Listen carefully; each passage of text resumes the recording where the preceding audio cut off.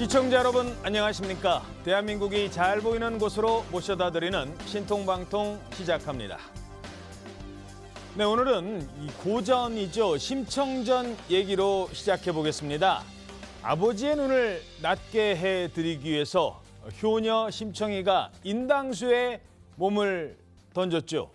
자, 그래서 나중에 용궁으로 시집을 갔고 왕비가 됐다라는 얘긴데요.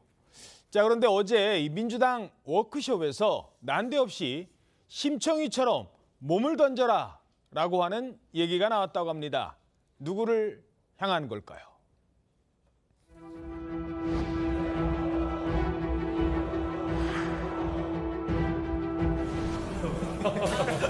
아주 분위기 좋아요.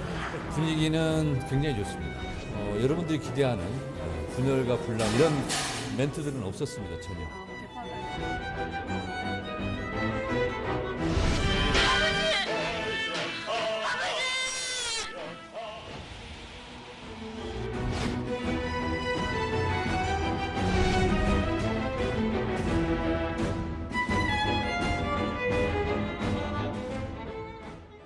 자, 인당수에 몸을 던져라 이런 얘기까지 나왔습니다. 일단 누가 한 발언입니까?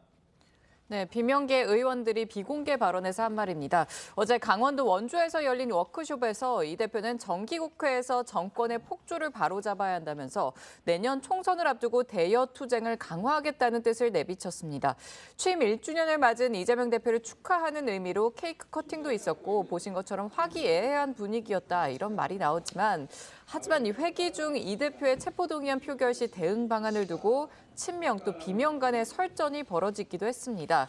비명계 중진 서른 의원이 심청이처럼 인당수에 몸을 던지면 왕비가 될 수 있다 이렇게 발언을 한 것으로 전해집니다. 예. 이 대표의 거치 결단을 요구한 건데 비명계는 이 대표가 일단 물러나야 한다고 주장을 한 거고 또 친명계 쪽에선 이 대표에 대한 체포동의안을 부결해야 한다며 반발한 것으로 보입니다. 자, 이재명 대표를 향해서 쓴소리를 한 민주당 서른 의원. 과거에 이 경선 과정에서 바로 이 문제를 거론했던, 사실상 이 문제를 처음으로 거론했던 대표적인 비명계 의원입니다. 대장동도 보더라도 지금 구속돼 있는 사람들이 다 자신이 아주 측근 중에 측근들이었습니다. 변호사비 대납 문제. 네. 이건 안 맞아요. 악의가 안 맞아요. 누가 봐도 지금 누가 대납했을 것이다 라고 보는 것이 상식적인 시각인 것 같습니다. 아니 당대표 출마하는 사람이 나 사천하고 개파 공천하겠다 그러겠습니까? 그럴 수는 없는 얘기죠. 개딸이나 이런 사람 주장하는 거 보면은 학살 수준이 아니고 뭐든지 하겠다 이런 입장이에요. 수박들 다 박살내야 한다 이런 시각이죠.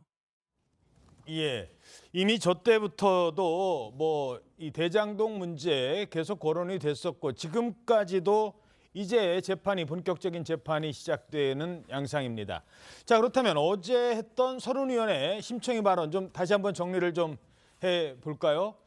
자, 심청이가 나중에 다시 태어났다, 왕비가 됐다. 그건 왜 그런 것이냐?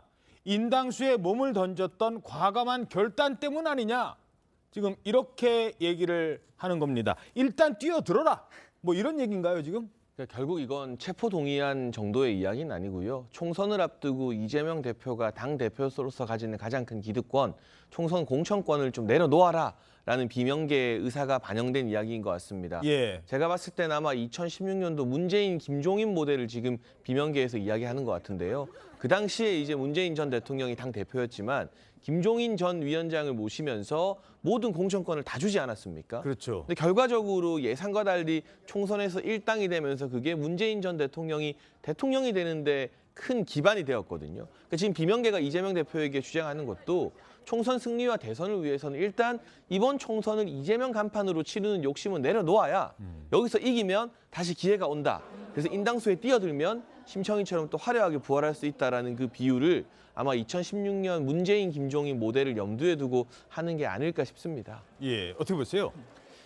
서른 의원은 다들 아시겠지만 대선 경선 때부터 또 당대표 되고 지금까지 늘 이재명 대표에 대해서 비판적인 그런 발언들을 해오신 분이라서 뭐 새로운 것은 없습니다. 그리고 이미 이재명 대표께서 불체포 특권을 내려놓겠다고 선언했기 때문에 예. 좀 당연한 말을 한 것인데요. 문제는 현재 우리 더불어민주당의 공식 입장은 현재 윤석열 검찰의 검찰 독재 정권의 야당 탄압성 수사에 맞서서 싸우자라는 게 당의 공식 입장입니다. 그래서 지금 상태에서는 이재명 대표를 중심으로 해서 그 윤석열 검찰에 맞서서 싸우고 또 당을 혁신해서 총선에서 승리해야 되는 것이 우리 당의 공식적인 입장이다. 그렇기 때문에 이렇게 자꾸 당의 내부에 이렇게 분열을 야기할 수 있는 발언들에 대해서는 좀 신중을 기할 필요가 있다 이 말씀드립니다. 예. 자, 어찌됐든 선장인데 선장이 물에 뛰어들어야 된다라는 발언이 나오자 논란은 커질 수밖에 없겠죠. 민주당도 즉각 수습에 나섰습니다. 대표님의 사퇴 주장은 없었습니다. 대표가 본인을 이제 던져야 된다라고 얘기한 거는 그런 의견을 게시한 분이 있었는데 지난 교섭단체 대표 연설 때 체포 동의안이 있으면 당당하게 영장실질심사를 받겠다라고 얘기를 하셨으니까 일부 의원들이 다른 이야기를 하는데 그러지 말고 체포 동의안에 오게 되면 당당하게 영장실질심사를 받을 수 있어야 된다 이런 이야기였습니다.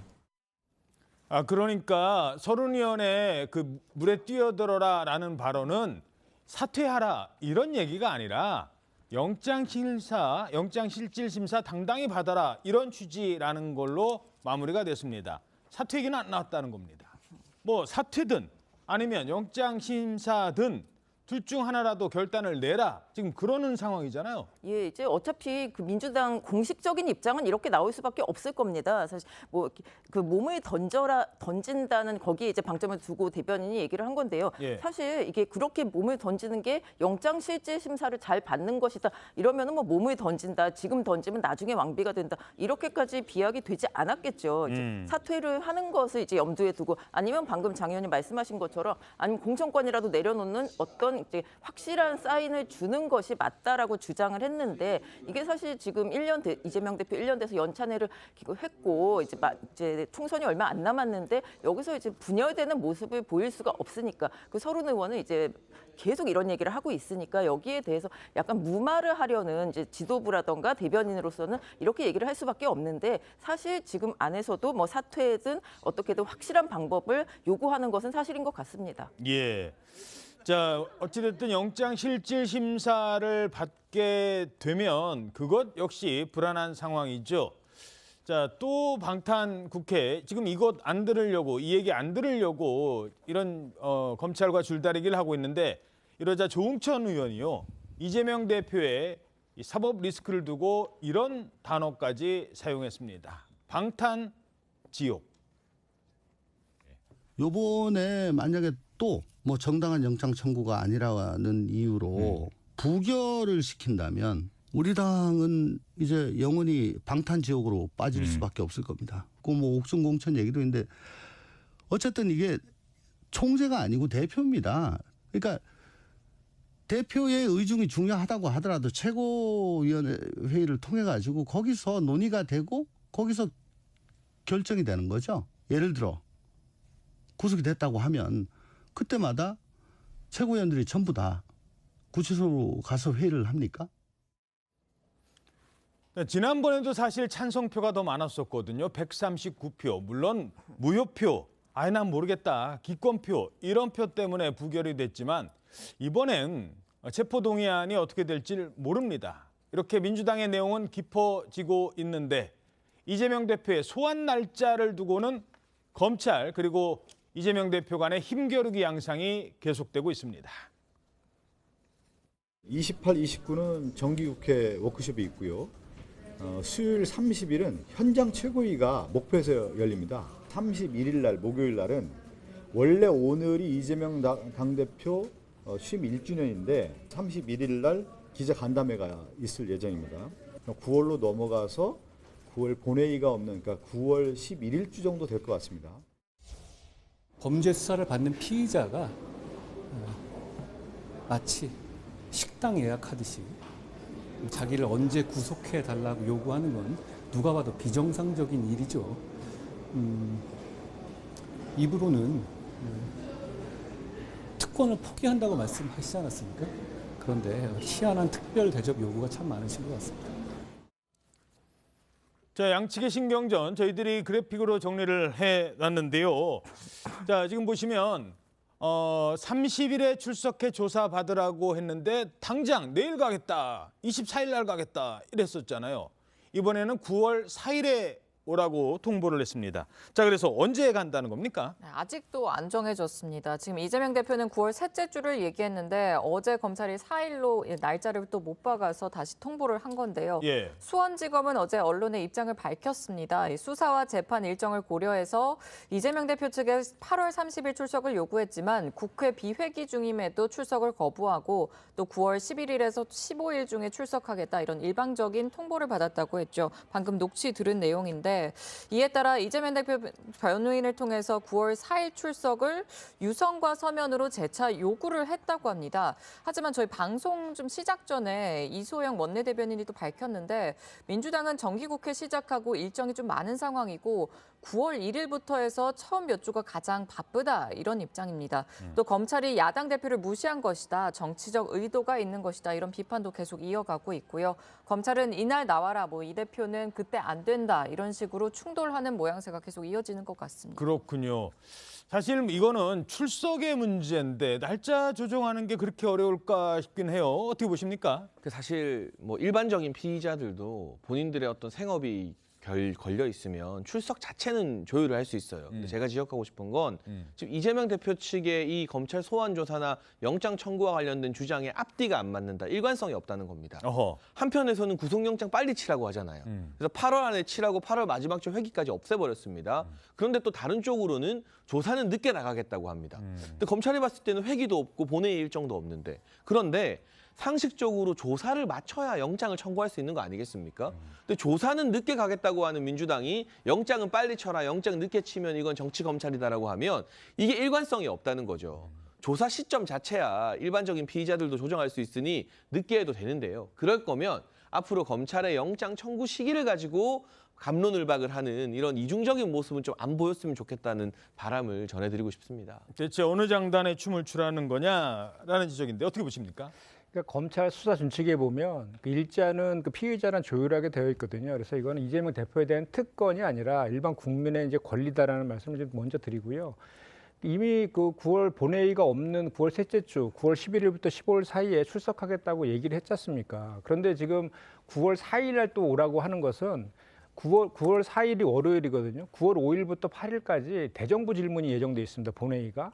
대단히 중요한 것 아닙니까? 그러니까 당대표로서 그거에 대한 준비나 이런 협의 등, 당내의 협의 등이 필요한 날인데 굳이 그 전날 9월 4일 날 이렇게 그 오라고 하는 것은 이 검찰이 사실 국회의 기능도 대단히 중요한 것 아닙니까? 그리고 국회는 또 국민을 대의하는 것이기 때문에 어떻게 보면 국민들까지도 무시하는 그런 그 일자를 통보한 것이다라고 저희는 보는 것이고 예. 왜 9월 11일은 안 되고 굳이 9월 4일이어야 된다는 것입니까? 일주일 차이인데. 그리고 또 한 가지 우리가 지적해야 되는 것은 자꾸 이재명 당대표가 무슨 또 뭐 특권을 주장하는 것처럼 이야기하지만 반대로 보면 이 수사가 벌써 1년이 넘게 끌고 있어요. 일반 국민 같은 경우에 그렇게 수사합니까? 그 수사를 하다가 그 뭐 뚜렷한 물증이 없거나 그러면 수사를 종결해야 됨에도 불구하고 이재명 그 대표라는 타켓을 정해놓고 기후재직 수사를 하고 있다라는 비판을 저희는 또 하고 있는 것이고 예. 과거에 박근혜 그 전 대통령 국정농단 사건도 70일 만에 종결했습니다. 그런데 이렇게 언제까지 수사를 할 것인가에 대한 기본적인 저희는 그 비판의 지점이 있다 이 말씀드립니다. 예. 자, 그런데 이런 신경전이요. 아마도 오늘이 고비가 될 것 같습니다. 검찰이 불러다 조사를 했을 때 뭔가 확실한 증거가 있다면, 게다가 증거가 없으면 증언이 중요한데 이 증언이 법정에서 한 증언이라면 이것만큼 검찰 입장에서는 확실한 증거가 없겠죠. 바로 그 증언이 될 수도 있는 이화영 전 경기도 평화부지사 재판이 잠시 뒤면 시작이 될 것 같습니다. 10시로 예정이 돼 있는데 오늘 재판에 이화영 전 부지사가 만약에 입장을 그동안엔 뭐 몰랐다, 쌍방울에서 알아서 한 거다라고 했던 입장을 번복하게 된다면 그 입장을 번복할 수밖에 없었던 결정적 역할을 한 것으로 알려진 사람이 있습니다. 바로 안부수 아태협 회장. 이 아태협의 안부수 회장이 오늘 출석을 해요. 네, 맞습니다. 검찰은 지난 5월 압수수색에서 대북 송금이 이뤄졌던 당시 국정원에서 작성한 관련 문건 확보했습니다.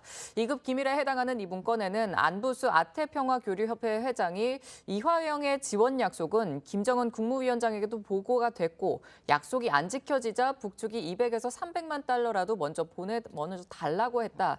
이런 진술도 담긴 것으로 전해졌습니다. 저 진술이 국정원에 있는 진술은 문재인 정부 시절의 국정원이거든요. 그렇습니다. 예, 그래서 뭐 정치적 어떤 이유가 있어서 국정원이 안부수 회장을 조사한 게 아니었었어요. 네, 맞습니다. 당시 압수수색은 안 회장이 재판에서 법정 증인으로 나와서 이 전 부지사가 북측 인사에게 스마트팜 사업비를 지원해주겠다고 약속을 했지만 이를 지키지 못해서 또 김성애 북한 조선 아태위 실장이 난처했고 쌍둥이리 경기도 대신 지급을 했다는 내용을 국정원에 보고했다고 증언을 하면서 이 계기가 됐습니다. 예. 이화영 전 부지사가 이재명 대표에게 사전 보고를 하고 승인을 받은 게 사실이고 만약에 이걸 법정에서 뒤늦게라도 이번에 진술을 하게 되면 이 전 부지사의 형사 책임은 상대적으로 좀 가벼워질 수 있을 것 같고요.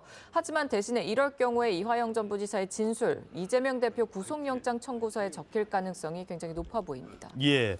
자, 당시에 중국에서 만났던 그 사진이 있거든요. 그때 보면 안부수 회장도 저렇게 자리를 함께 했습니다. 그리고 여기서 통화를 했다면 이 자리에서 만약에 이재명 대표와 통화를 했다면 당시 지사와 그 옆에서 듣고 있을 수도 있었던 사람인데 안부수 회장 어떤 인물입니까? 이분이 사실 이제 쌍방의 대북 송금에 말하자면 돈을 들고 간 사람이에요. 이제 북한의 조선 이제 태평양 평화위원회에 네. 김영철 위원장 등에게 몇억 원을 이제 전달을 했습니다. 그러니까 이분은 이제 원래 다른 이제 뭐 유해 발굴 이런 사업을 하던 사람인데 이제 그 북한과 일본, 중국 이런 데서 이제 일을 하면서 그쪽에 좋은 뭐 이제 지부도 있고 좋은 인상을 좀 얻어놔서 이제 중요한 거 그런데 이 중간에 또 뭐가 있었냐면 이분이 쌍방울 김성태 회장하고는 굉장히 가깝습니다. 뭐 이런 여러 가지 뭐 자금을 좀 얻어 쓰기도 했던 것으로 지금 검찰 수사로 이제 나타났고요. 예. 그러니까 이분이 이제 굉장히 중요한 그걸 갖고 있는 사람인데 이분이 지난 2월에 이제 이렇게 조사 결과 이렇게 나왔어요. 이화영 전 부지사에게 미안하다. 이야기를 내가 다 하게 됐다. 이렇게 하면서 진술을 한 겁니다. 예. 그 이후로 이제 이화영 전 부지사가 이제 어떤 생각을 했는지 이 몇 개월의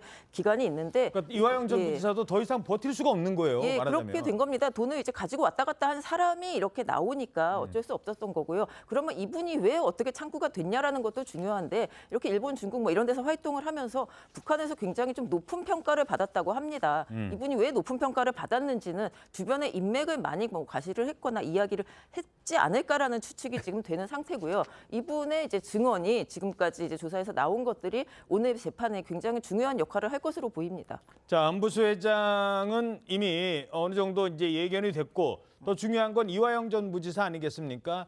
지금까지 2번이 연기가 됐고 지난번에 열렸던 곳에서는 특별한 언급을 할 수 없었습니다. 뭐 갑자기 국선 변호인이 선임되니까 변호인도 내용을 몰라서 아마 질문을 안 했던 것 같은데 근데 오늘은 재판부도 좀 들어봅시다. 이화영 전 부지사에게 검찰에서 이렇게 진술했던데 다시 말해서 쌍방울한테 협조를 요청했고 나중에 사후에라도 보고를 이재명 당시 지사에게 했다고 검찰에 진술을 했는데 맞습니까? 지금 이거거든요. 지금 이 재판에 지금 앞두고 있다는 겁니다. 네, 그렇기 때문에 이 이화영 전 부지사의 진술이 얼마나 아킬레스건이면 민주당에서 온갖 사람들이 다 들고 일어나서 이 재판을 지연시키려고 노력했겠습니까? 아시는 것처럼 사실은 한 달 전에 이 진술을 재판정에서 우리가 들었어야 합니다. 그런데 갑자기 이화영 전 부지사 배우자가 변호인을 해임한다고 나왔고요. 그 다음에는 변호사가 검사와 싸우다가 사임계를 던지고 나가버렸어요. 그 사이에 민주당의 이재명 대표 최측근인 박찬대 최고위원이 이화영 전 부지사 배우자와 통화를 했다는 사실도 TV조선의 단독 보도로 알려지게 되었죠. 그렇게 시간을 끌다 못해서 오늘까지 온 것인데 예. 지난주 재판부가 국선 변호인을 선임하고 일주일 동안 변호인이 이 재판 자료를 이제 훑어봤기 때문에 오늘은 이화영 전 부지사가 진술을 할 가능성이 대단히 높습니다. 어허. 여기서 지금 앞서 김지아 기자가 이야기한 것처럼 대북 송금 보고에 대해서 인정하는 진술이 나온다면 이후 이재명 대표 소환과 구속영장 청구에 속도가 붙게 되는 것이고요. 예. 만에 하나 이화영 전 부지사가 좀 뜨뜻미지근한 애매모호한 진술을 한다면 재판 과정을 지켜보면서 추후 영장 청구까지의 어떤 수사 기간이 조금 더 길어질 수 있습니다. 그 부분을 잘 봐야 되는데 다만 지금 검찰은 이 진술에만 기대고 있는 것은 아닙니다. 안부수 당시 아태업 회장이 국정원에 보고를 했고 그 당시 국정원이 만든 문건을 물증으로 확보했거든요. 그런데 2019년 그 당시에 지금 검찰이 이재명 대표를 엮으려고 없는 문서를 조작해서 만든다는 건 불가능한 일 아니겠습니까? 그래서 예. 국정원 문건이라는 확고부동한 물증이 있기 때문에 이 물증 앞에서는 안부수 회장도 그렇고 이화영 전 부지사도 이재명 대표 편을 들어주는 진술을 하기는 좀 어렵지 않을까 싶습니다. 물론 이화영 전 부지사가 오늘 어떤 진술을 할지는 몰라요. 그리고 만약에 좀 보고는 안 한 것 같은데요. 이런 식으로 이제 진술을 바꾼다면 그러면 이제 민주당에서는 그거 봐라. 지금 무리하게 수사한 것 아니냐 또 이렇게 나올 수도 있어요. 오늘 재판이. 일단 지난 7월 12일 날 그 김영태 변호사가 접견했을 때 세 가지를 가지고 뭐 저기 경선 자금을 후원한다든지 그 광장이라는 조직을 후원해 달라라든지 또는 뭐 재판에 로비를 한다든지 세 가지 이유를 가지고 자기한테 협박을 하고 있다라고 그 얘기했다라고 김영태 변호사가 법정에서 이제 저 얘기를 했죠. 예. 재판부에 진술한 적도 있고 또 최근에 그 모 변호사가 접견을 했는데 거기에서 그 이화영 전 부지사가 김성태가 법정에서 진술한 것은 사실이 아니다. 자기가 진실을 다 밝혀나가겠다라고 했다는 내용도 언론 보도에 난 적도 있습니다. 그래서 오늘 이화영 전 부지사가 어떤 진술을 할지는 사실은 이제 지켜봐야 될 문제인데 그런 것들을 봤을 때 그 사실대로 얘기하지 않을까라는 저는 추측을 좀 해보고 만약에 이것이 지금 처음에 이 재판이 대북 송금 관련된 재판이 사실은 김성태 전 쌍방울 회장의 주가 조작과 횡령, 배임으로 시작된 거잖아요. 그때 이제 이재명 대표랑 엮었던 것이 변호사비 대납건이었는데 그것은 이제 유함이 없어졌고 그다음에 800만 달러의 대북 송금권 중에서 500만 달러가 스마트팜 사업이라 그랬잖아요. 근데 스마트팜을 대납했다는 500만 달러에 대해서도 그 박용철 전 부회장하고 그리고 저 재무 최고 책임자의 증언 그리고 쌍방울 내부 자료 그리고 그를 통해서 이것이 오히려 쌍방울의 대북 사업을 위한 계약금이었다. 그래서 19년도 5월 달에 단천특구 독점 개발에 대한 MOU를 체결하는 그거에 대한 계약금조로 500만 원을 주었다는 것이 거의 확인이 돼가고 있습니다. 그래서 그 내용도 지금 유야무야 되고 있고 남은 것은 300만 달러의 대북 송금, 방북 비용을 대납한 것. 이것이 남아 있어서 이거에 대해서 소환조사 하겠다라는 그런 내용입니다. 그런데 이 내용과 관련해서도 이화영 전 부지사의 그 진술과 상관없이 그 방북의 범행의 동기가 있어야 되는데 그 당시 2019년도에 이재명 대표가 과연 방북을 해야 될 그 상황이었느냐를 살펴보면 이미 2019년도에는 그 선거법 재판에서 항소심에서 유죄 판결이 나서 도지사직을 상실할 위기에 처해 있었고 그 다음에 2019년 7월 달에는 대선 그 지지율이 10%도 미만이었어요. 유력한 대선 후보도 아니었고 19년도 2월 달에 하노이 딜이 무산되면서 남북과의 관계가 대단히 악화된 그런 상황이었지 않습니까? 그래서 이재명 대표가 방북할 그런 상황도 아니었고 요인도 아니었다. 그렇기 때문에 제3자 뇌물죄로 기소하는 것 자체가 공소유지가 쉽지 않다. 저는 그렇게 생각합니다. 예. 자, 안 그래도 이렇게 이재명 대표의 사법 리스크만으로도 벅찬데 민주당 앞에는 또다시 먹구름이 들이우고 있습니다. TV조선 취재 결과 라임 횡령 사건 관련해서 3년 전에 이 사건 처음 터졌을 때 문재인 정부가 이른바 이 사건을 뭉갠 것 아니냐라는 의혹이 제기가 된 것입니다. 조세 피난처로 다 돈을 도피시켰다. 그래서 빨리 추적을 해서 환수를 해라. 그런 상태에서 저한테 전혀 연락이 한 번도 없었어요. 자, 일단 어떤 정황이 확인이 된 거예요? 네, 금감원은 지난 24일 라임 자산운용이 2천억 원을 횡령해서 리조트 인수등에 사용한 것을 새롭게 적발해서 수사기관에 넘겼다고 발표를 했습니다. 그런데 사실 검찰은 3년 전부터 이 자료를 확보하고 있던 것으로 확인이 됐습니다. 지난 2020년 10월 라임 사태 관계자가 라임이 캄보디아 부동산 투자 명목으로 홍콩에 1억 달러를 송금한 기록 등 이 횡령 내역을 제보했기 때문인데요. 대검이 제보를 입수했고 또 라임 사태를 수사 중이던 서울 남부지검에 넘겼지만 제보자에게는 단 한 번도 사실 확인을 하지 않은 것으로 확인이 됐습니다. 글쎄요. 물론 뭐 그것만 가지고 문제가 있다라고 보기엔 조금 어려울 수도 있겠습니다만 뭐 워낙 이게 복잡한 문제니까 요거 하나만 다루죠. 자, 라임 사건의 핵심이 뭐예요? 일단 라임 사건 같은 경우는 1조 7천억 원의 피해를 준 서민들의 등골을 빼먹은 정말 용납해서는 안 될 금융 범죄인데요. 여기에 대한 수사가 지난 정권에선 제대로 이루어지지 않았습니다. 추미애 전 법무부 장관이 장관 취임하자마자 멀쩡한 남부지검의 금융범죄 합동수사단을 해체시키지 않았습니까? 그 여파로 지금 뒤늦게 수사가 진행되는데 사실 이런 개방형 펀드 같은 경우는 환매 과정에서 펀드 회사에서 신경을 따로 써주지 않습니다. 제가 먼저 나 이 펀드 해제하겠다 요청하지 않는 이상 그냥 놔두는 게 관행이에요. 예, 아니 그때는 또 나 빼겠다고 했는데도 그 사실 안 빼주는 사람들이 훨씬 더 많잖아요. 그렇죠. 뭔가 이상하다고 나 이거 환매해달라고 하는데 온갖 감언이설로 설득해서 그냥 놔두게 하는 게 일반적인 금융사의 행태인데 이번 같은 경우는 유독 이 민주당의 김상희 의원, 국회의원이 포함된 그 상품 같은 경우는 먼저 펀드 회사에서 나서서 이거를 해지시켜주겠다. 환매해주겠다고 말해서 이분들은 손실을 거의 안 보고 원금을 회수했습니다. 물론 뭐 한 4천만 원 손해는 봤다고 본인은 얘기합니다만. 근데 이게 본인이 알았건 몰랐건 그건 2차적인 문제이고요. 이분들이 회수해간 그 투자금 자체도 사실은 다른 투자자들은 피눈물 흘려가면서 돈 다 잃은 그 금액이라는 게 문제인 거죠. 이것도 결국 국회의원이 특권을 누린 것이 아니냐. 과연 펀드 회사에서 순순히 아무 말도 안 했는데 이거 위험하니까 해지하세요라고 하는 게 상식적으로 말이 되느냐. 여기까지 지금 의혹이 번져가 있는 상황인 것 같습니다. 예, 알겠습니다. 자, 이 문제는 앞으로 이제 수사를 통해서 좀 더 밝혀질 것 같습니다. 어제가 이재명 대표의 취임 1주년이었습니다. 성과가 좋았다라면 뭐 지지율이 취임할 때와 지금의 차이만큼 안 난다면 뭔가 뭐 떠들썩했겠죠. 그런데 이 대표 지난 1년에 대해서 특별하게 언급하지는 않았던 것 같습니다. 기자들이 뭐라고 하나 이렇게 지켜봤는데 뭐 특별한 언급이 없어요. 그러면서 아주 조용히 신발끈만 강조했습니다. 그러나 우리가 국민의 기대에 충실히 부응했는지 되돌아보면 아쉬운 부분이 많습니다.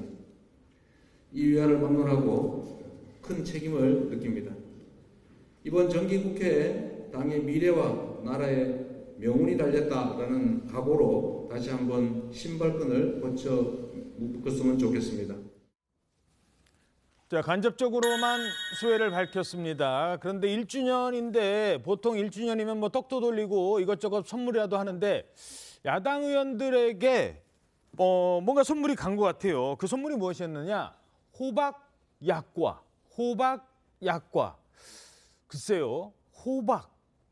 이러면서 뭔가 지금 이런저런 말들이 나오고 있어요. 예, 보통 이제 약과를 선물할 수는 있어요. 뭐 과일을 선물하기도 하고 여러 가지인데 이제 약과라는 말 자체가 뭐 이런 건 약과다라는 뭐 이런 중의적인 뭐 이게 있는 거 아니냐라는 얘기도 나오는데 그것보다 좀 중요한 건 호박이죠. 호박. 여기 민주당에서 좀 안팎에서 많이 쓰는 말이 이제 수박 아니겠습니까? 겉에는 이제 초록인데 안은 빨간. 그래서 뭐 지지자들이 이재명 대표 지지자들이 뭐 수박 깨는 뭐 이런 퍼포먼스 이런 것도 많이 있었잖아요. 그래서 이제 혹시 이유가 있는 게 아니냐. 사실 호박 약과를 그게 흔히 먹지는 않거든요. 호박 식혜 같은 거면 몰라도. 그래서 근데 그 말도 있죠. 호박에 줄 긋는다고 수박 되냐. 이기 때문에 이제 호박은 수박에 약간 대비되는 이제 물품이기 때문에 이런 것으로 만든 게 아니냐. 약간의 말장난이나 아니면은 뭐 이제 열성 지지자들을 위한 뭐 사인 이런 게 아니냐는 얘기가 지금 나오고 있습니다. 예. 사실 뭐 선물이 호박이든 뭐 수박을 선물하지는 않겠죠. 뭐 이런 약과를 만든 게 큰 문제가 되겠습니까? 요즘 하도 민주당 주변에서 수박들, 뭐 수박에 대한 공격 이런 얘기들이 나오니까 개딸이라는 말도 나오고 그 얘기는 잠시 전해드리겠습니다만 지금 선물 가지고도 이런 시각이 있다는 차원에서 말씀드렸습니다. 자, 지금의 민주당 개파 갈등이 점점 드러나는 모양새 그 양상을 지금부터 짚어보겠습니다. 저는 총선 승리를 민주당이 하기 위해서 이재명 대표가 당대표를 물러나야 된다. 본인은 억울하다고 하지만 어쨌든 그것이 갖고 있는 정치적 이미지가 부정적인 게 크고 그게 더불어민주당도 같이 동아줄로 묶어서 그냥 한 몸으로 내팽개치고 있으니까 그 이상민 의원이 이제 좀 그만하셨으면 좋겠습니다. 당은 기본적으로 당대표 중심으로 똘똘 뭉치고 이렇게 윤석열 정권의 폭정이 계속되는 상태에서는 당이 이걸 막아내기 위해서 하나로 단결해야 됩니다.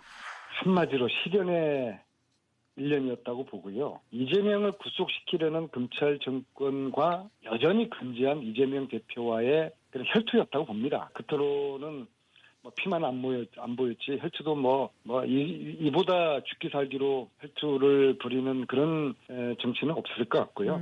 그러다 보니까 최악의 여야 구도가 되었죠. 예. 참 정치가 이렇게 실종돼 있고 따라서 민생도 실종되고 경제가 어려워지는 그러한 지금 아주 최악의 상황이라고 봅니다. 뭐 구체적인 점수보다 꽈락이다. 1년 내내 사법 리스크에 시달렸고 또 팬덤 정치가 심화됐고 우리 당의 도덕성 문제가 전면으로 올라왔죠. 자, 꽈락이다라는 평가가 나오는데 민주당에서는 어떤 얘기들이 나오고 있습니까? 그러니까 이제 당대표 취임한다부터 윤석열 대통령이 단 한 번도 지금까지 만나주지도 않고 윤석열 검찰의 정말 전방위적인 수사, 기소가 지금 이어지고 있는 그런 상황 속에서 그런 상황임에도 불구하고 그래도 그 0.73% 1600판표를 득표한 유력 대선 후보이기 때문에 윤석열 정부의 실정들, 무능들이 오히려 더 잘 드러나게 하는 효과들은 분명히 있었다라고 생각을 하고요. 다만 이제 그동안에 1년 동안에 전방위적인 이제 그런 정부 여당 윤석열 검찰의 발목 잡기에 맞서서 고군분투했다라고 저는 말씀드리고 싶고 다만 이제 그리고 최근에 이제 그 1년 차에 그 야당 역대 지지율에서도 가장 높은 지지율이 지금 나타나고 있는 것도 그거에 대한 반증이 아닐까 좀 말씀을 드리고 다만 이제 앞으로 이제 내부에서의 또 비명과 소위 반명이란 분들의 비판도 있지 않습니까? 그런 그 비판들을 통합과 단결을 시켜서 그 사법 리스크도 대응을 잘 해갖고 총선 승리로 이끌어 나가야 되는 숙제는 좀 가지고 있다 이렇게 말씀드립니다. 알겠습니다. 자, 최근 국민의힘 최고위 회의에서요, 이른바 이재명 표 아이템들이 잇따라 등장을 하고 있습니다. 자, 지난번에 이재명 샴푸가 나왔었죠. 근데 이번엔 이것도 등장했습니다. 샴푸의 요정 이재명 대표님, 입으로는 반일 선동하면서 머리카락은 친일입니까? 이 일제 샴푸로 머리 감았습니까? 안 감았습니까? 이재명 세트를 좀 설치하겠습니다.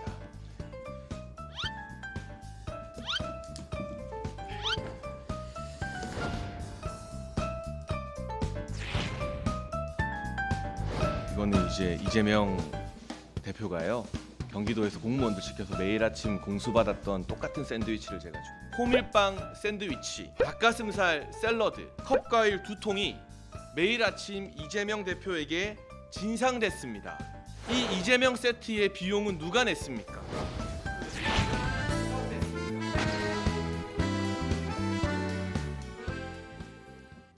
지금 이 자리에 계시니까 장해찬 최고위원께 직접 질문 드리겠습니다. 이재명 대표의 아침 세트가 문제 있다고 보는 이유 뭡니까? 크게 두 가지 문제인데요. 첫 번째는 돈입니다.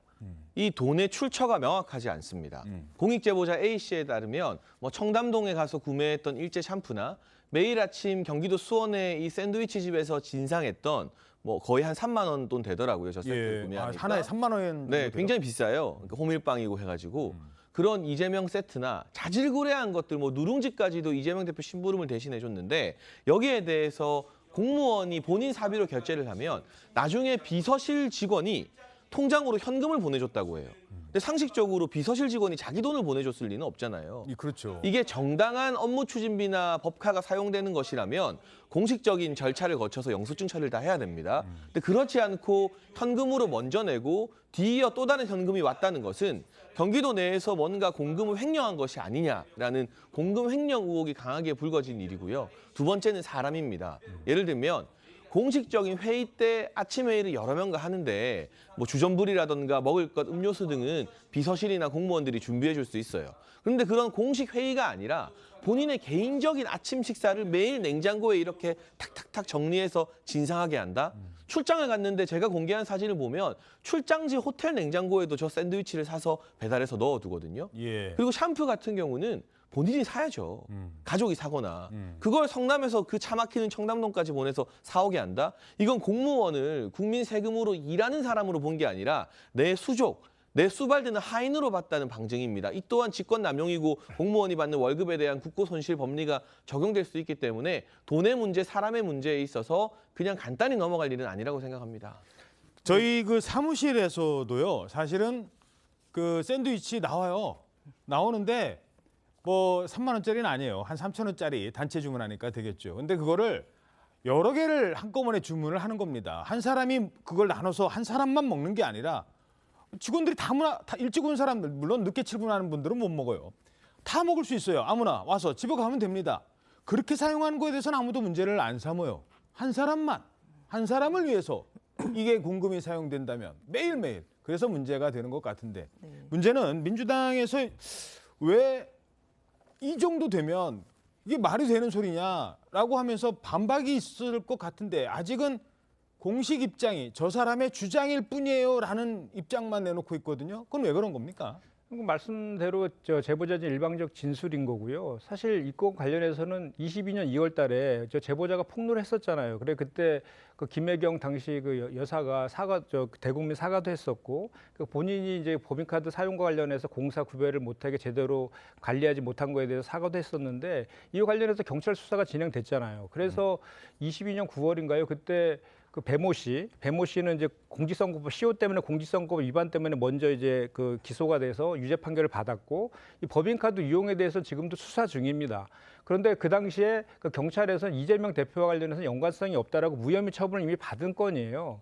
그 건에 대해서 다시 최근에 이제 그것도 이재명 대표가 검찰 소환을 앞두고 여러 가지 이제 일들이 벌어지는 와중에 다시 2차 폭로를 한 그 의도가 저는 좀 있는 거 아니냐라는 그런 의혹이 저는 좀 가지고 있고요. 그리고 이제 얘기하는 그런 내용들 좀 보면 뭐 공관이라든지 출장이라든지 이런 데에서는 사실 그 공적인 것으로 식사를 쓸 수 있다라고 해석할 수도 있는 여지도 분명히 있는 거기 때문에 세부적인 뭐 구체적인 그 진실이나 이런 것들은 나중에 조사나 수사를 통해서 밝혀질 내용이지만 지금 단계에서 당에서 뭐 이재명 대표가 저거에서 공식적으로 대응하는 것 자체가 또 다른 논란거리만 될 것이기 때문에 대응할 가치가 없다고 생각하고 있는 것 같습니다. 잠깐만요. 이 부분은 이제 문제를 제기한 장해찬 최고위원께 그 전에 이재명 대표가 여기에 대해서 사과를 했어요. 근데 그때는 관리 책임입니다. 제가 살피지 못해서. 그 얘기는 뭐냐면 이 카드를 쓴 사람은 김혜경 씨였는데 지금 이거는 김혜경 씨 카드가 아니라 카드 쓴 사람이 그냥 이재명 당시 지사 본인이거든요. 네, 그리고 제보자의 사진 중에는 이재명 대표 이름이 찍힌 약 봉투도 나와 있습니다. 김혜경 씨도 대리 처방으로 좀 문제가 되었었는데 뭐 어쨌든 그런 아주 사소하고 내밀한 것까지 이재명 대표가 직접 이 공무원들에게 맡겼다는 거예요. 그런데 7급 공무원이요. 경기도지사의 공적인 업무 수행 보조를 할 수 있지만 약봉투 가지런히 정리해주고 그 진열장에 간식 오와 열 맞춰서 보고하고 샌드위치 매일 아침에 다 넣어주고 이게 공식 회의석상에서 사무실에서 먹는 거면 아무 문제 없어요. 저도 문제 제기 안 했을 겁니다. 그런데 사적인 식사는 본인이 알아서 챙겨야 되는 것이거든요. 근데 그런 것까지 하라고 국민 월급으로 그 공무원에게 일을 부여하는 건 아닙니다. 근데 이건 이재명 대표가 모를 수가 없어요. 그러니까 2022년에 폭로되었던 경기도 법카 사건의 핵심은 김혜경 씨였다면 이게 그 사건이 진척이 안 되니까 정말 오죽 답답한 마음에 공익 제보자가 추가 폭로를 했겠습니까? 이제 이 사건의 핵심은 김혜경 씨가 아니라 이재명 대표가 된 거고요. 단순히 법카 유용이 아니라 경기도 내에 어떤 출처 모르는 현금의 오간 정황 등이 공익 제보자의 계좌를 통해서 다 증명이 됐습니다. 예. 비서실 직원이 자기 돈을 공익 제보자에게 왜 주겠습니까? 그러면 그 돈은 현금은 어디서 나온 거죠? 영수증 처리도 안 되는. 그게 어떻게 보면 경기도 공무원들이 출장비나 식대를 부풀려서 일종의 공금 비자금을 만들어서 횡령한 것이 아니냐라는 의혹까지 전개되고 있는 상황이기 때문에 예. 아주 중요한 이재명 대표와 관련된 문제로 비화됐다고 봅니다. 정말 짧게요. 근데 뭐 샴푸는 나중에 주문을 따로 하셔서 뭐 샀지만 그 경기도 그 청사 주변에 그냥 이재명 세트 주세요 하면 저렇게 줍니까? 어떻게 사셨어요? 이재명 대표가 매번 저 세트를 주문하는 가게가 딱 한 곳 정해져 있었고요. 네. 거기가 사실 주말에는 영업을 안 합니다. 그런데 월요일 아침 최고위에 이걸 보여드리려면 주말에 이걸 구해야 되잖아요. 어허. 단체 주문을 한다고 하니까 주말에 이걸 해주시더라고요. 그래서 일요일 밤늦게 수원에 가서 단체 주문으로 수령했고요. 20개 정도 주문했습니다. 본인 돈으로 사셨어요? 저는 당연히 제 사비로 샀고요. 국민의힘 법카로 안 사시고? 국민의힘 법카로 쓰지 않았고 제 개인 카드로 결제했고요. 그리고 요 20개 남은 것들은 우리 국민의힘 출입하는 기자분들에게 나눠드렸습니다. 3만 원 안 넘으니까 김영란법은 저축이 안 될 수도 있겠네요. 전혀 문제 없습니다. 자, 잠깐만요. 근데 이건 반론이 좀 필요한 것 같아요. 말씀드릴게요. 지금 이재명 이게 말씀하신 것처럼 이재명 대표가 알았느냐, 지시했느냐가 핵심이잖아요. 단정적으로 이렇게 했다라고 하시면 안 되고 지금 현재까지 확인된 것은 그 배모 사무관이 자기의 어린 치기로 시켜서 한 것이 아니라 내가 알아서 했다라고 진술하고 있는 것까지 확인된 것이고 본인이 A 씨한테 시켜서 이렇게 한 것이다라고 해서 김혜경 여사의 지시에 관련된 연관성도 아직 확인이 안 된 상태예요. 그런 상태에서 이재명 대표가 알았다. 지시했다 이렇게 단정하는 것은 너무 섣부른 해석입니다. 근데 돈이 없으면요. 단순히 카드를 그냥 그렇게 쓴 거면 우리 김 대변인님 말씀하신 게 뭐 일리가 있을 수 있는데 이번에는 통장 내역을 제보자가 공개했거든요. 근데 경기도 비서실의 공무원들이 현금을 제보자에게 보냈는데 5급 공무원인 배모 씨 지시를 받고 현금을 보냈을까? 저는 이 현금 출처를 빨리 검찰이 수사해야 된다고 봅니다. 그분이 이제 비서실에서 보낸 분이 주무관이라고 하더라고요. 지금도 근무를 하신대요. 그래서 아마 조사가 이루어질 것 같습니다. 자, 다음 소식입니다. 이재명 대표의 강성 지지층이죠. 이른바 개딸들의 공격성 날이 갈수록 심해지고 있습니다. 특히 최근에 아니 보통 우리가 아무리 그 사이가 안 좋은 사람이라도 조문이라는 걸 하지 않습니까? 아니, 어려운 일 당했는데 상가는 가는 게 도리라고 우리는 알고 있습니다. 그런데 단순히 조문했다 이 이유로 정말 공격 대상이 되고 있는 가수가 있습니다. 윤석열 대통령 후보를 당선시켜야 합니다, 여러분! 힘을 모아주십시오! 감사합니다!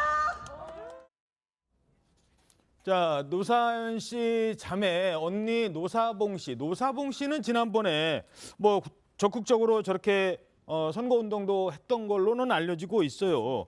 그런데 조문 갔다는 이유로 공격을 받고 있어요. 네, 앞서 보신 것처럼 가수 노사연 씨가 윤석열 대통령의 부친상 조문을 다녀왔다가 이른바 개딸로 불리는 야권 강성 지지층의 공격을 받고 있습니다. 노사연 씨는 언니 노사봉 씨와 함께 지난 16일에 장례식장을 찾은 것으로 전해지는데요. 노사연 씨 자매는 윤 대통령과의 인연으로 조문 행렬에 합류한 것으로 알려졌습니다. 앞서 노사봉 씨는 말씀하신 것처럼 지난해 3월에 충남 아산에서 진행된 유세 현장에 방문해서 윤석열 후보 꼭 당선시켜야 한다, 표를 모아달라 좀 호소를 한 바 있었습니다. 노 씨 자매의 이모인 가수 현미 씨가 별세했을 때도 윤 대통령은 장례식장에 조화를 보내기도 했었는데 야권 지지층은 노 씨 자매의 조문 사실이 알려지자마자 비난을 쏟아냈습니다.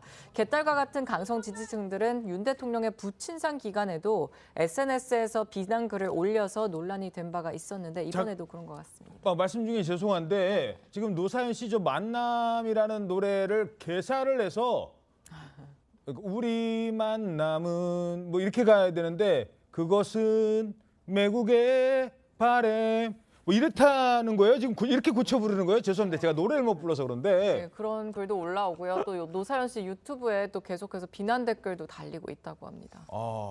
글쎄요. 이거 어떻게 보십니까? 예, 도가 지나쳐서 이제 김종민 의원이 이런 얘기를 했잖아요. 민주당 중진 의원이 이런 행동은 탈레반의 길과 같다. 이렇게 이야기를 했는데 사실 이 정도로 여태까지 뭐 수박 뭐 이런 얘기가 나왔지만 탈레반 정도로 강한 단어를 쓴 적은 없었거든요. 사실 이슬람 극우 성향의 테러 조직 아닙니까? 근데 왜 이런 얘기를 썼나? 그 탈레반이 하는 일이 사실 뭐 한국인들을 납치하기도 했지만 뭐 본인들의 문제가 아니라 상관없는 사람들까지 뭐 납치, 감금 뭐 이런 일을 했던 조직이잖아요. 이 정도로 얘기를 한다는 거는 정말 문제가 얼마나 심각한가. 그리고 이런 개딸들에 대한 얘기는 여러 번 이제 지적이 돼 왔는데 전혀 이제 상관없이 계속 더 노사연, 장미란 차관 뭐 이렇게 정말 민주당이나 뭐 이재명 대표 상관없는 사람들까지 이렇게 윤석열 대통령이나 지금 정부와 관련이 돼 있다는 이유로 이렇게 인격적인 모독까지 한다는 거 이런 것에 대해서 좀 이제 경고를 한 것 같습니다.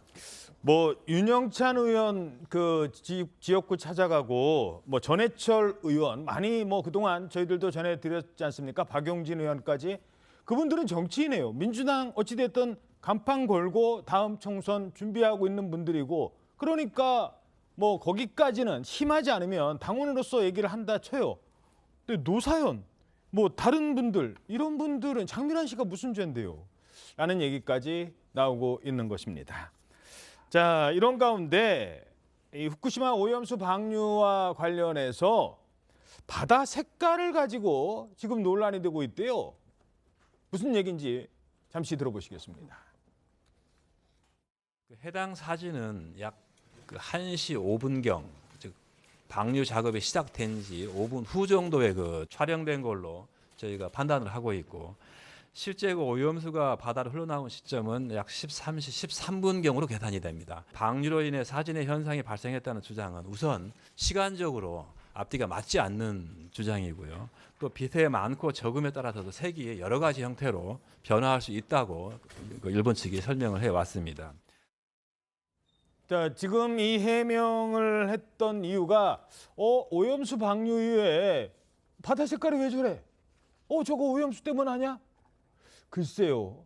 이 오염수는 무색, 무취인 경우가 많고 사실 그렇게들 알려져 있는데 색깔이 저런 게 또 오염수 때문 아닌지라는 이런 논란까지 불거진 겁니다. 정부가 나서서 해명을 했고요. 근데 최근에 한 방송에서요, 그 인터뷰를 하신 분이 있습니다. 그 어민 인터뷰를 그 지역까지 내려가서 인터뷰를 했는데 그분이 당연히 아유 못 살겠어요, 진짜 정말 힘듭니다. 라고 저렇게 인터뷰를 했거든요. 그러면서 문제가 좀 되다. 이거 정말 어민들이 저렇게 걱정을 하시는구나. 특히 저렇게 얘기하잖아요. 저희 자식들에게는 더더욱 먹이지 않을 것 같아요. 저도 못 먹겠어요. 어민이 저렇게 얘기를 하는 겁니다. 어민이. 그런데 이 방송을 본 어느 분이 저분 어디서 많이 봤는데 누구더라? 이런 얘기 나오고 있어요. 맞습니다. 지금 보신 것처럼 내 자식들에겐 수산물 못 먹인다 이렇게 발언한 사람. 알고 보니까 전남 신안군 어민이 알고 보니 과거 더불어민주당 공천을 받아서 지방선거에 출마했던 것으로 드러났습니다. 이날 방송에선 오염수 해양 방류로 인해서 수산물 소비가 심리가 좀 위축이 됐고 이에 따라서 소상공인과 또 관광산업 등 지역경제 전반에 큰 타격이 우려된다. 이런 내용들이 보도가 됐는데요. 이 과정에서 어민 강 씨가 등장해서 인터뷰를 한 겁니다. 해당 발언과 함께 가족에게 또 수산물을 먹이지 못하겠다 이런 자막도 함께 송출이 됐습니다.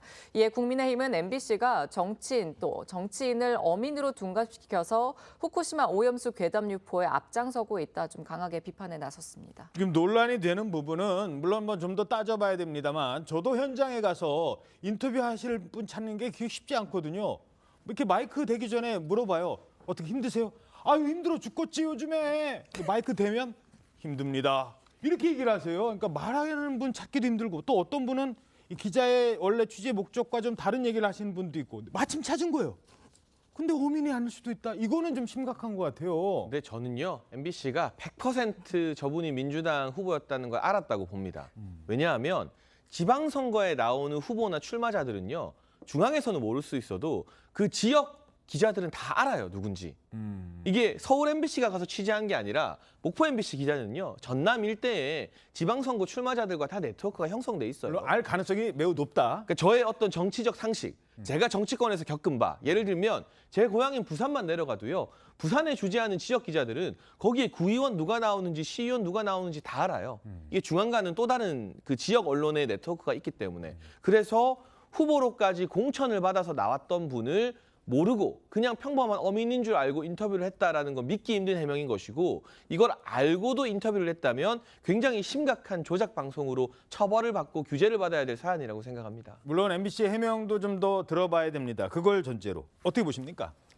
일단 뭐 민주당 당원이냐 아니냐보다도 저는 본질이 지금 어민이 생존권을 이어받고 있는 거에 대한 그 불만을 비판을 하고 있다라는 게 본질이라고 저는 보거든요. 그러니까 그 지난번에도 그 해수부에서 그 전국에 이제 그 수산물 안전 현장 설명을 전국에 다니면서 했는데 그때 어민들이 거세게 항의를 했다고 합니다. 그 항의한 내용을 기록에서 삭제했다는 보도도 있고요. 그다음에 그 수협을 통해서 어민들의 집회를 좀 막아달라 이렇게 요청했다는 정황이 있다라는 보도도 나왔습니다. 그러니까 이렇게 지금 본질은 오히려 그 후쿠시마 오염수를 방류하는 것에 대한 중단을 요구해야 되고 2차적으로는 어민들이 받을 피해에 대해서 정부가 대안을 마련하는 것, 이것이 저는 본질이라고 보는데, 지금 현재 민주당에서는 그런 어민과 관련된 특별법 4법을 갖다가 국회에 지금 제출하고 있는 그런 상황인데, 이와 관련된 논의들은 진척이 안 되면서 이런 것들을 이렇게 정쟁화시키면서 괴담이냐 가짜 뉴스냐 이렇게 하는 것은 오히려 문제 해결에 도움이 되지 않는다고 생각하고요. 오히려 어민들을 위한 실질적인 대책 마련에 그 정부 여당이 함께 해주는 것이 좀 필요한 시점이라고 생각합니다. 예, 알겠습니다. 자, 국민의힘과 민주당이 지금 정기국회를 앞두고 있죠. 요쯤 되면 이제 이번 정기국회에서 뭐 국정감사라든가 어떻게 해야 될지 전략을 짜는 그 시기입니다. 그래서 보통 이때 연찬회 워크숍 하거든요. 어제 오늘 양당이 연찬회와 워크숍을 열고 있습니다. 국민의힘 연찬회에 윤석열 대통령이 지난해에 이어 참석을 했습니다. 윤 대통령은 지난 정권을 바로 직격합니다. 이런 말도 했어요. 나라가 거덜나기 직전입니다. 하나하나 뜯어보면은 전부 이 회계가 분식이고 이 내실로 채워져 있는 게 하나도 없다 이 말입니다. 국가도 마찬가지입니다. 그야말로 국정 운영권을 가져오지 않았더라면 이 나라가 어떻게 됐겠나 하는 정말 아찔한 생각이 많이 듭니다. 벌려놓은 사업들도 하나씩 열어보면은 정말 이게 내실 있게 무슨 뭐 생산성이 있는 어떤 사업을 해 놓은 건지 선거 때 표를 얻기 위해서 막 벌려놓은 건지 그야말로 나라가 정말 거덜이 나기 일보 직전에 정말 전 정부를 향해서 작심 비판을 쏟아냈네요. 네, 지금 이게 국민의힘이나 뭐 이제 여의도 정치의 입장에서는 뭐 총선을 앞두고 있고 좀 뭐 수도권 위기론도 있고 좀 다잡아야 된다 이런 생각을 할 수도 있는데 윤석열 대통령 입장에서는 지금 한 1년 지나 보니까 본인이 이제 비정상의 정상화를 이야기하고 있고 뭐 후쿠시마 처리수라던가 뭐 카르텔을 없애야 한다는 거 그리고 요즘 최근에는 이제 방통위 문제까지 본인이 지금 해야 할 일이 굉장히 많거든요. 그리고 거기에 힘을 얻어야만 할 수 있기 때문에 이것을 굉장히 강하게 얘기하고 구체적인 예까지 들어가면서 이제 우리가 단합을 해서 지금 뭐 내 총선이나 뭐 이런 문제가 아니라 이 국가를 이런 쪽으로 이끌어 나가야 한다. 이런 사인을 주려고 굉장히 강하게 이야기를 한 것 같습니다. 이와 함께 후쿠시마 오염수 방류를 놓고도 윤 대통령 작심 발언을 이어가는데요. 직접 들어보시겠습니다. 후쿠시마 거기에 대해서 나오는 거 보십시오. 과학이라고 하는 거는 1 더하기 1을 100이라고 그러는 사람들이니까. 근데 이제 이런 세력들하고 우리가 또 싸울 수밖에 없습니다. 뭐 협치하는데 왼쪽 날개, 오른쪽 날개가 힘을 합쳐가지고 성장과 분배를 통해가지고 발전해 나가는 것이지 우리는 앞으로 가려는데 뒤로 가겠다 그러면은 그거 안 됩니다. 자, 1 더하기 1은 2인데 100이다.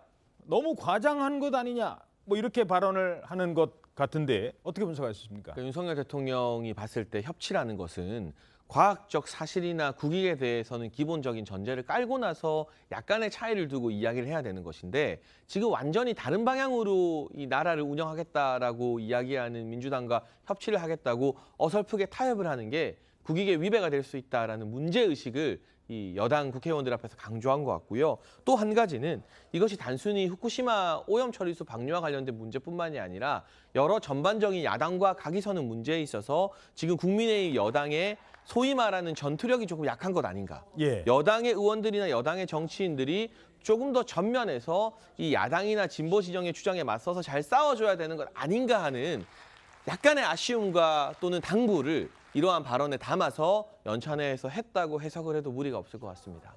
예, 어떻게 보세요?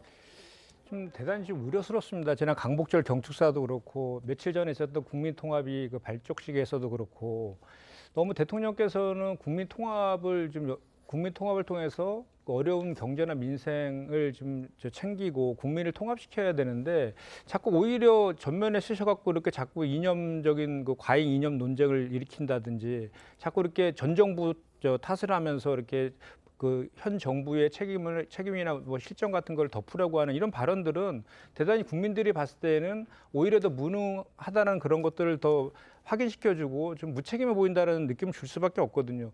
작년 연찬회 때는 윤석열 대통령께서 문재인 정부 탓하면 안 된다라고 하셨잖아요. 근데 이번에는 왜 이렇게 다시 또 전 정부 탓을 이렇게 하시는지 모르겠습니다. 그래서 지금은 뭐 문재인 정부 7년 차냐 이런 얘기까지 나오고 있는 실정 아닙니까?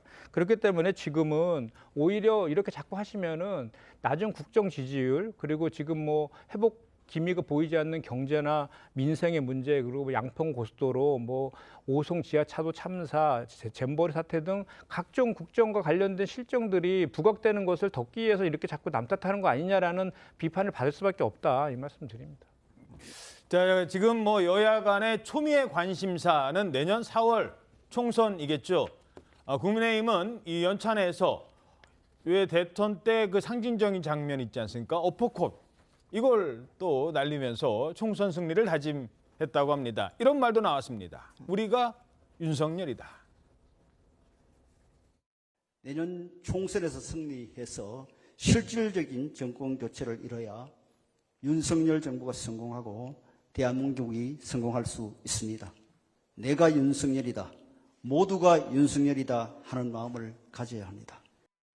다시 한번 여러분들 이렇게 뵙게 돼서 정말 반갑고 저에게도 많은 기가 지금 들어오고 있습니다. 고맙습니다. 여러분. 윤석열! 자, 우리 윤석열! 국민의힘 파이팅! 파이팅! 같이 갑시다. 파이팅! 감사합니다. 자, 하지만 바로 저 자리에서 이른바 윤심을 우려하는 쓴소리도 나왔습니다. 김병준 전 비대위원장 그래픽으로 저희들이 준비를 했는데요. 그 소설 속 주인공 있지 않습니까? 엄석대 얘기가 나왔어요. 예, 저 엄석대 이야기는 그러니까 이문열 씨의 이제 소설에 나오는 그 주인공 얘기는 사실 이준석 전 대표가 했던 얘기죠. 그러니까 그때 이제 굉장히 논란이 됐었습니다. 그랬는데 이제 별 얘기가 없다가 굳이 연찬회에서 이 얘기를 꺼낸 것은 쓴소리를 한 번은 해야겠다. 김병준 위원장은 이렇게 생각을 한 것 같고요. 엄석대가 네. 그 왜 반장인데 그 거의 뭐 모든 걸 다 좌우하다가 예, 사실 어떻게 보면 선생님한테 비교를 할 줄 알았는데 엄석대는 반장인데 얘네들을 약간 이제 교묘하게 뭐 성적까지 위조해 가면서 이렇게 굉장히 이제 나쁜 영웅이죠.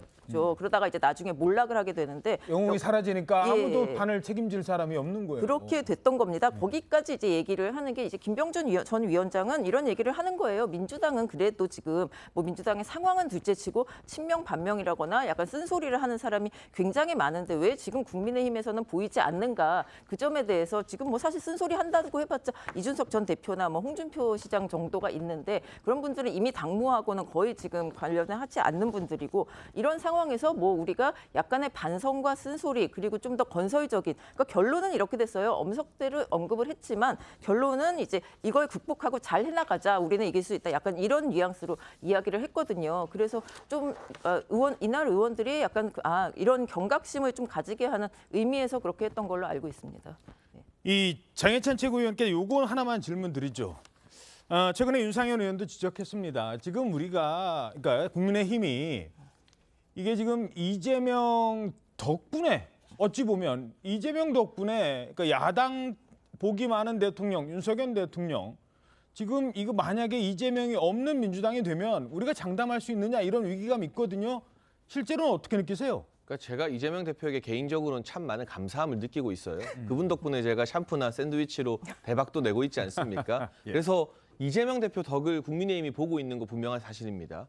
이재명 대표가 만약 구속되거나 당권을 내려놓았을 때 국민의힘에서 더 경각심을 가지고 새로운 준비를 해야 되는 것도 맞고요. 거기에 대한 지도부 차원의 여러 가지 고민들이 있을 수밖에 없습니다. 더 참신한 인재 많이 영입해서 이재명 없는 민주당과도 싸울 준비를 해야죠. 그게 이재명 있는 민주당과 싸우는 것보다는 더 버거울 겁니다. 다만 지금 그런 식으로 당내에서 수도권 위기론을 이야기하고 이재명 대표 없을 때 어떻게 할 거냐 하는 분들이 국민의힘이 겪은 위기에 대안이 안 된다는 것도 분명합니다. 네.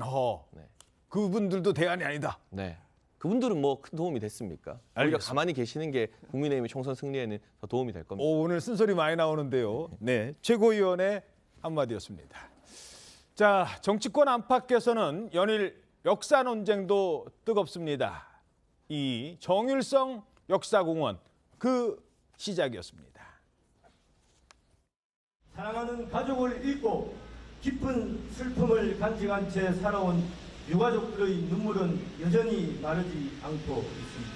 그런 정률성, 그런 역사공원 반드시 저지할 생각이고 그 부분에 대해서는 정말 2번, 3번, 100번이라도 제가 직을 걸 각오입니다.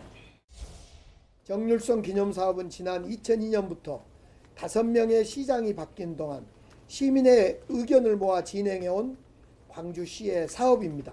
광주시가 책임지고 잘 진행해 가도록 하겠습니다. 하나도 부끄럽거나 잘못됐거나 이런 사업이 아니기 때문에 이런 일은 당당하게 하는 것입니다. 당당하게 하겠습니다. 오, 이 박민식 보훈부 장관이 직까지 걸었어요. 그렇습니다. 보신 것처럼 박민식 보훈부 장관은 기념공원 조성을 장관직을 걸고서라도 막겠다 이런 입장입니다.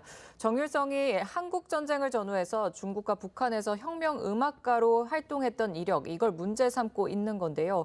반면에 사업을 추진하는 이 강기정 광주시장은 정일성은 한중 우호의 상징이라면서 공원 조성을 올해 말까지 마무리 짓겠다고 밝혔습니다.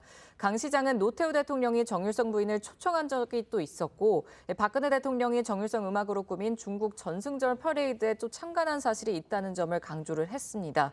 찬반이 갈리는 가운데 국가보훈부는 48억 원이 예산이 들어간 이 공원 사업 중단을 시키기 위해서 법률 검토에 지금 착수한 상황입니다. 자, 문제는 이 역사 논쟁에 현직 대통령까지 가세를 한다는 겁니다. 자, 대통령들의 발언 저희들이 그래픽으로 준비했는데요. 한번 하나하나 짚어보시죠. 자, 먼저 윤석열 대통령이 이렇게 얘기를 합니다. 공산주의자에 대한 추모 공원 통합 관용에 부합된다고 해석이 되면 통합의 기반은 무너지는 거다. 이래서 어떻게 우리가 통합을 하겠느냐라고 얘기를 합니다. 그런데 이게 25일이었거든요. 바로 이틀 뒤에 문재인 전 대통령이 국군의 뿌리도 대한독립군과 광복군에 있는 것을 부정하는 겁니까? 요거는 이제 홍범도 장군의 흉상과 관련된 얘기입니다만 전반적인 맥락에서 지금 전직 대통령과 그리고 현직 대통령이 이른바 역사 논쟁까지 가는 것 아니냐라는 얘기가 나오고 있습니다.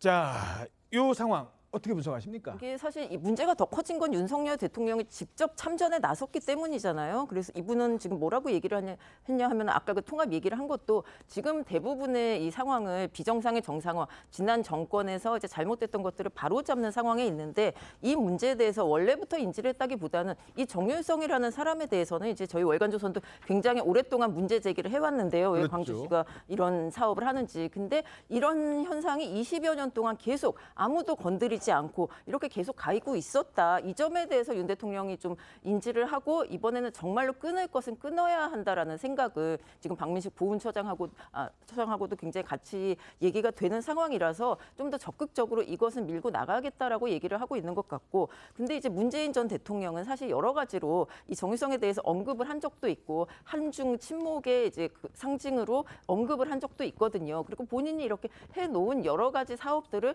저렇게 윤 대통령이 적극적으로 나서서 끊어내려고 하는 것에 대해서 정말 본인도 가만히 있을 수는 없다. 그리고 이렇게 직접적으로 나선 것이 사실 이렇게 좀 어떻게 보면 좀 놀랍기도 한데 정말 전면전을 하겠다는 것인가? 저도 이 결론이 어떻게 나지 좀 궁금할 정도입니다. 어떻게 보십니까?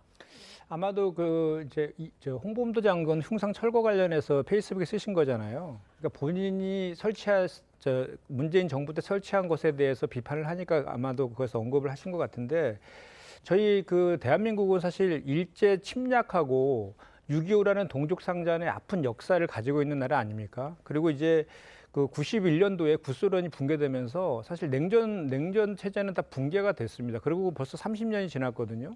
그런 관점에서 아직까지 우리가 이념 논쟁을 해야 되느냐에 대한 지금 저는 그 근본적인 과잉 이념 논쟁이 과연 우리 국민 통합에 무슨 도움이 될 것인가라는 기본적인 그 고민 지점이 좀 있습니다. 이 정일성 역사공원과 건립과 관련해서는 사실 93년도에 노태우 정부에서 그 중국과 수교를 맺으면서 한중 수교를 맺으면서 상징적인 인물로 부각이 된 거예요. 이분이 특수성이 있지 않습니까? 그 강복을 이제 항일 투쟁을 위해서 중국으로 넘어가서 의열단에 합류해가지고 항일 투쟁도 했었고 그 과정 속에서 중국에 기화를 했습니다. 기화를 해서 중국에서는 이제 그 3대 음악가로 칭송받는 그런 분위기고 해서 우리가 대만과 수교를 단절하면서 한중 관계를 국익 중심의 실용외교로 바꾸면서 북방외교 차원에서 했던 그런 거에 연유해 갖고 이 분이 이제 부각된 것이 시작이 된 것이고, 그 이후에 20년 넘게 이런 문화 교류가 한중 간에 있어 왔고 또 저기 그 정일성 도로도 이제 만들어졌고 또 이제 국제 음악제도 계속 개최되고 있는 이런 상황이라는 것도 우리가 좀 감안하고 그래서 한중 수교의 역사성이라든지 또는 이게 이분이 고향이 광주 아닙니까? 고향에서 그동안 계속 기려왔던 그런 것의 연장선상이라는 거 그리고 또 남북 간의 언젠가 평화 통일을 추구해야 되는 것 아닙니까? 그런 것까지 다 감안해서 그런 종합적인 관점에서 바라봐야 되지 않을까 이런 생각이 좀 해봅니다. 하지만 아직 우리나라는 분단 국가입니다. 아직도 우리 수많은 젊은이들이 그 꽃다운 청춘을 나라를 지키기 위해서 2년 넘는 기간 군대에서 국가를 위해 열심히 노력하고 있습니다. 그러다가 목숨을 잃는 경우도 있어요. 정말 생떼 같은 자식을 잃은 분도 있습니다. 연평해전 당시에 아들을 잃은 고 서정우 하사의 어머니는 지금의 이 모습을 보면서 반대의 목소리를 강하게 내고 있습니다. 평생을 국가에 반하는 자유민주 체제에 반하는 북한과 중국의 공산당에 헌신했었던 그리고 선동을 했었던 그런 분을 기념하기 위해서 광주에 그 국가 혈세 48억을 들여서 기념공원을 만든다는 것은 광주 정신이란 것을 전체적으로 정확하게 못 오가는 것이고 그리고 대한민국의 국가 정체성을 부정하는 것이라고 생각하기에 진심으로 반대를 드리고요. 자, 게다가 지금 5.18 단체라든가 이런 곳에서도요. 반대 목소리가 나오고 있다고 합니다. 눈에 띄는 광고가 한번 그때 실렸었는데요. 네. 광주 민주화운동의 그 단체가 정일섭 사업에 반대합니다. 이런 의견을 냈어요. 그렇습니다. 4.19 혁명과 5.18 민주화운동 공법단체들이 어제 공동으로 이 조선동아문화 등 어제 신문입니다. 세계 일간지에 올린 건데요. 공산주의자 정일성 역사공원 건립을 강력히 반대한다.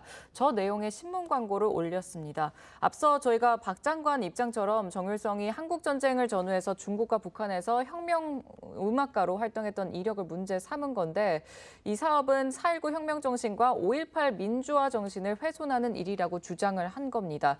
일단 5.18 유족회는 사업이 이미 많이 진행이 됐고 이제 와서 이념을 따질 일은 아니라면서 이사회를 거쳐서 공동 광고에는 좀 참여하지 않은 것으로 전해지고요.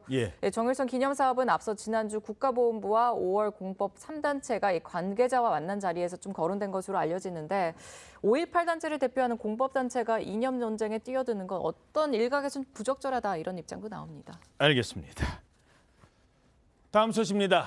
경북 영천에 있는 한 술집에서 이번에도 흉기 난동 사건이 발생을 했습니다. 50대 남성이요.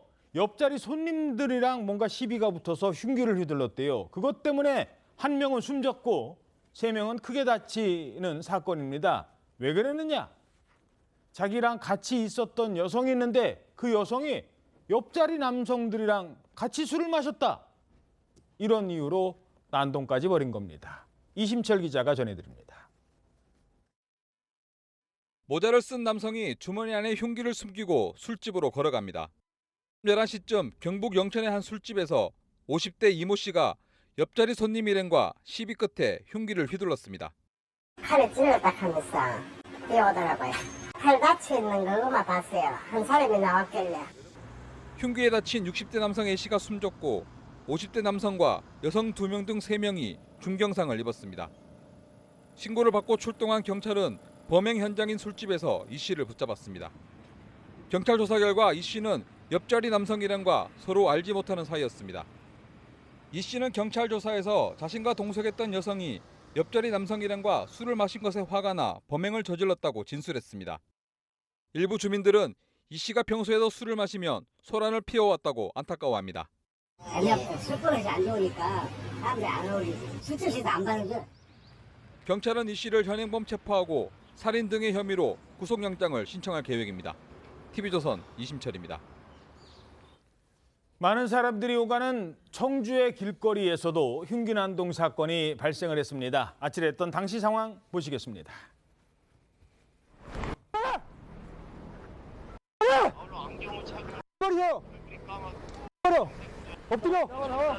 권총을 든 경찰의 이 단호한 엎드려 여기에 흉기를 떨어뜨리더니 경찰에 의해서 제압이 되어 지금 상황 심각한데요. 자, 그리고 나서 순찰차로 아마 이송이 되는 것 같습니다. 그 체포 장소에서 압수합니다. 아파. 나 이거 흉기 이거 무기로 쓰려고 한 거 아니에요. 지금 이런 식의 얘기를 하고 있습니다. 어떤 상황이에요, 저게? 지난 27일 그러니까 그제 저녁 6시 27분경에 이 충북 청주시에 보시는 것처럼 거리에서 예. 한 남성이 저렇게 흉기를 소지하고 도심을 한 10여 분간 서성인 거예요. 이 흉기는 생활용품점에서 샀다고 합니다. 그런데 경찰은 이 남성이 이제 술에 취한 상태로 이 흉기를 사서 시민들을 위협하진 않았다고 했지만 이거 지금 경찰이 왜 출동했어요?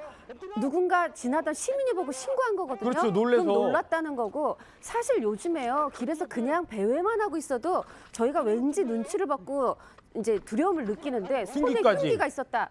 대단히 여러분들이 놀라셨을 겁니다. 결국 이제 제압이 됐습니다만 왜 저랬대요, 저 사람? 네, 그 경찰 조사 결과를 보면은 이제 집에서 이제 아버지에게 많이 이제 혼이 나고 그 굉장히 좀 기분이 나빠서 스스로 좀 자해하려고 했다. 이제 본인은 그렇게 얘기를 하고 있습니다. 자해하려고 했다? 잠깐만요. 저런 사람들 보면 꼭 이거요. 제가 무슨 일을 당해서 너무 마음이 막 아파서 나 자해하려고 그런 거예요. 다른 사람 공격하려고 한 거 아니에요. 이런 식의 얘기를 해요. 네, 맞습니다. 그게 이제 어떤 고의성하고 관련돼 있는 건데요. 예. 우리 이제 형법에는 특수상해죄 이런 경우처럼 위험한 물건을 소지하고 이제 사람을 상해하게 하는 경우에는 예. 미수범도 이제 처벌을 하게 돼 있습니다. 그러니까 아하. 실제 사건이 발생하지 않더라도 내가 누구를 해야 할 마음을 가지고 어떻게 보면 실행에 착수라고 하는데 그렇게 되면 특수상해죄로 처벌을 받고요.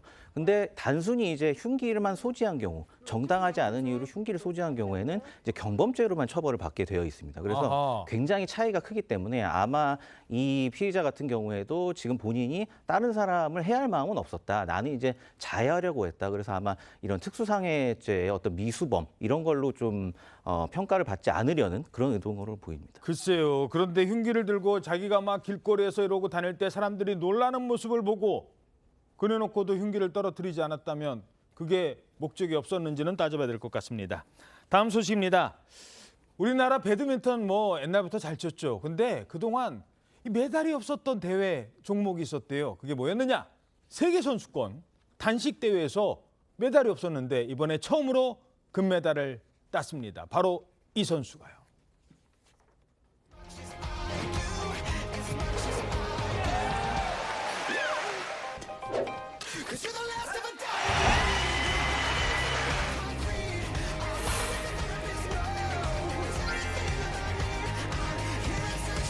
그냥 즐기니까 다 잘 되는 것 같아요.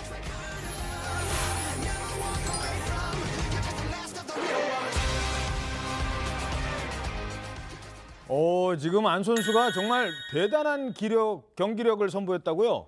네, 그렇습니다. 정말 우리나라 배드민턴의 간판 안세영 선수가요. 세계 선수권에서 단식에서 금메달을 따냈습니다. 단식 금메달. 네, 앵커님 사실 우리 동네에서 보면은 배드민턴 치시는 인구 참 많아요. 예. 쉽게 즐길 수 있는 운동이긴 하지만 세계 벽은 굉장히 높았습니다. 중국 벽이 높죠, 특히. 그렇습니다. 그러다 보니 우리 선수가 세계선수권 단식에서 메달을 따낸 건요. 46년 전 이 대회가 시작된 뒤 처음입니다. 아, 그래요? 네, 정말 대단한 일인데요.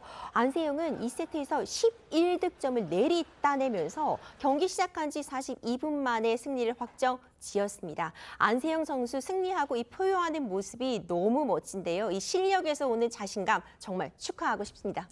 그렇군요. 자, 안세영 선수가 이른바 MZ세대답게요. 인터뷰도 아주 화제가 되고 있습니다.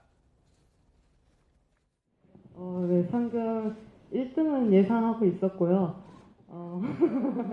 네, 열심히 달렸는데 이 정도 보상은 충분히 받을 만하다고 생각하고 있습니다. 그리고 제가 지금 돈 쓸 시간이 없어요. 그래서. Yes, today I'm champion. I'm so happy today and win the game. Thank you so much. 그냥 즐기니까 다 잘 되는 것 같아요. 정말 잘 즐겼다라는 생각밖에 들지 않습니다. 네, 보통 옛날에는 정말 저한테 이런 영광을 주신 우리 감독님께 감사드립니다 이랬는데 지금은 1등 제가 예상했어요. 이런 자신감이 사실은 어떻게 보면 조금 약간 겸손하지 못한 것 아니냐라고 들릴 수도 있지만 요즘 MZ가 그렇거든요. 게다가 이게 다 피나는 노력의 결과라고요. 그렇죠. 결과만 좋고 과정이 없었다면 많은 사람의 귀감이 되지 않을 겁니다. 그런데 피나는 노력의 결과이기 때문에 더욱 지금 주목받고 있는 건데요. 우리 안세영 선수 사실 15살 때 중학생 시절에 이 국가대표 돼가지고 선발돼가지고 지난달 31일에 세계 랭킹 1위 됐고 바로 이번 대회도 이렇게 세계 선수권 제패하지 않았습니까? 그런데 이 안세영 선수가 그렇게 열심히 내가 하겠다, 열심히 노력하겠다고 생각하게 된 계기가 있더라고요. 어허. 2018년 자카르타 아시안게임 때 국가대표로 나갔어요. 근데 32강에서 첫 번째 경기에서 그냥 탈락했습니다. 아이고 나가자마자 첫 경기에서. 본인 생각에 이거 국가대표가 이래도 되나? 나 오늘부터 하루도 쉬지 않고 훈련하겠다, 연습하겠다 했고 실제로 안세영 선수의 아침 6시부터 훈련이 시작된다고요. 예. 하루 6시간. 사실 이게 배드민턴 체력 소모가 대단한 거거든요. 엄청나요, 배드민턴. 빡빡한 스케줄로 연습을 하고 사실 안세영 선수가 키가 169예요. 팔다리가 길다는 건 수비 범위가 넓은 건데 거기다가 만약에 스피드까지 받쳐주면 더 수비 범위가 넓어질 거 아닙니까? 예. 그래서 웨이트 트레이닝 해서 이렇게 굉장히 순발력까지 갖춘 게 이 성적 향상의 비결이라고 해요. 사실 지난해 열렸어야 되는데 코로나19로 올해 열리죠. 항저우 아시안게임 다음 달에 열리는데 여기서는 2018년도 아시안게임의 어떤 서력점 분명히 해낼 거라고 생각합니다. 항저우 아시안게임에서도 아마 또 금메달 소식이 들릴 수 있다고 합니다. 저희 TV조선에서도 아마 중계를 해드릴 수 있을 것 같습니다. 자, 요즘처럼 비 왔다가 어제는 조금 날씨가 좀 덜 덥긴 하더라고요. 요즘 같은 날씨에 뭐가 생각나십니까? 혹시 국밥 좋아하지 않으십니까? 저 참 국밥을 좋아하는데 그런데 보통 국밥집 가면 그러죠. 밥 먹다가 밥이 좀 부족하단 말이에요. 그러면 사장님 국밥 한 그릇 추가요. 그러면 당연히 추가비 한 1,000원 받고 국밥에 그 공깃밥은 주죠. 근데 사장님이 뭐라고 했느냐? 에이 그 공깃밥 시키지 말고 차라리 한 그릇 더 시켜야 돼요. 안 돼요. 그랬다는 겁니다. 아니 공깃밥 하나 달라고 했는데 안 된다고요? 왜 안 돼요?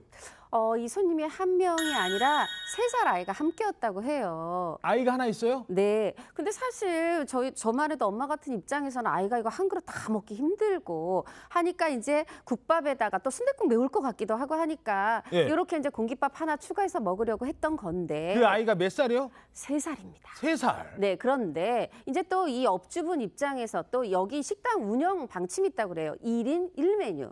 그러다 보니까 공깃밥 추가하시면 안 되고 주문을 하나 더 해주세요. 말하자면 3살 아이도 한 명이니까 1인 1메뉴를 지켜달라. 이렇게 하면서 공깃밥 추가라는 주문을 거절했던 겁니다. 야, 거절당했어요. 공깃밥 하나만 더 주세요 했더니 2그릇 사야 돼요. 그래서 어떻게 됐어요? 네, 사실 이렇게 매몰차게 거절을 당하면은 안 먹고 나갈 만도 한데요. 아마 꼭 국밥을 드셔야만 되는 사정이 있었던 것 같습니다. 애가 막 먹고 싶었나 보다. 네, 아마 뭐 그런 사정이 있었던 것 같은데 그래서 요 점주한테 계속 사정을 해서 결국에는 한 그릇을 시켜서 드시기는 했다고 합니다. 근데 이제 요 얘기를 들어보면 그 먹고 있는데 뭐 주방에서 약간 뭐 나를 험담하는 소리도 들리는 것 같고 그래서 굉장히 먹는 과정에서 좀 눈치가 보였다. 뭐 이런 얘기가 좀 나오고 있습니다. 그러니까요. 아니 왜 내가 눈치까지 봐가면서. 근데 초등학생이 아니라 3살인데 조금 글쎄요. 3살짜리가 한 그릇을 다 먹을 수 있을까요? 애매한 부분이 있죠. 3살이라고 하면은 2돌 내지 3돌 된 것 같은데 저도 이제 아이들이 다 커서 1인 1메뉴 해야 되니까 이런 고민 줄어들었지만 아이들 어릴 때만 해도 사실 좀 헷갈리는 부분이 있습니다. 한 그릇을 다 시켜주자니 아이가 다 못 먹을 건 맞고 남기겠지만 또 식당 입장에서는 자리를 차지하고 앉은 거는 맞고요. 숟가락 젓가락 다 쓰게 되고 앞접시까지 요구하는 경우도 있는데 하나만 시켜놓으면은 사실 장사에 좀 어려움이 있으신 것도 많잖아요. 이럴 때는 사실 뭐 아이들 메뉴라고 해서 별도로 좀 저렴한 메뉴 구성해 놓으시는 식당들도 있고요. 아니면은 알아서 좀 다른 곁들인 반찬 메뉴 같은 거 추가 주문하는 것이 맞지 않았냐 이렇게 또 여러분들이 의견을 좀 주시고 있어서 갑론을박이 좀 이어지고 있는 것 같습니다. 그렇군요. 자, 요즘 웬만한 연예인보다 인기 많은 동물들이 있죠. 그중에 하나가 바로 푸바오 가족들입니다. 많은 분들이 이 판다 가족들 보려고 놀이공원을 방문하기도 하는데 그런데 푸바오의 아빠 러바오에게 아찔한 일이 있었어요. 맞습니다. 푸바오의 아빠 러바오도 사실 인기 있거든요. 그런데 이 러바오가 장난감을 삼킬 뻔한, 먹을 뻔한 일이 발생했습니다. 장난감을? 네, 이 이제 방사장에 이제 나왔다가 내실로 들어갔다 이렇게 하잖아요. 네. 방사장에 나왔을 때 이제 한 아이가 이제 아빠 품에 있었는데 손에서 이 플라스틱 재질로 된 장난감 자동차를 떨어뜨린 거예요. 아. 푸바가 이거 뭐야?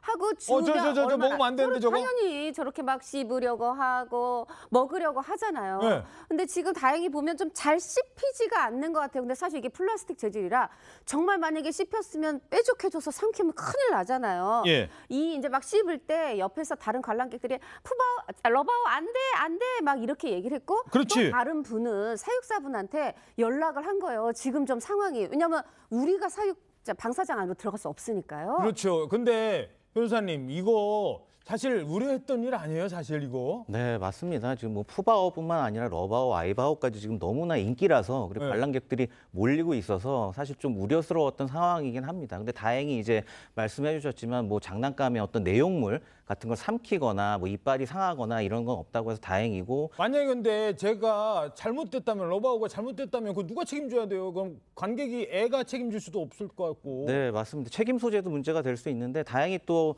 이런 문제가 발생하지 않았고 또 이런 부모도 어떻게 보면 아이가 좀 소홀히 한 점에 대해서 좀 정중하게 사과를 했다고 해요. 그래서 지금 이제 동물원 측에서는 내달 1일부터는 이제 방문 시간을 이제 이 관람 시간을 1인당 5분 정도로 제한을 해서 이게 이제 계속해서 관람 시간이 길어지면 계속 이제 관람객들이 누적되다 보니까 이런 사고들이 좀 생길 수가 있거든요. 그래서 이런 걸 방지하기 위해서 내달 1일부터는 이제 관람 시간을 1인당 5분으로 좀 제한하면서 조금 여유를 둔다고 하고 있습니다. 예, 알겠습니다.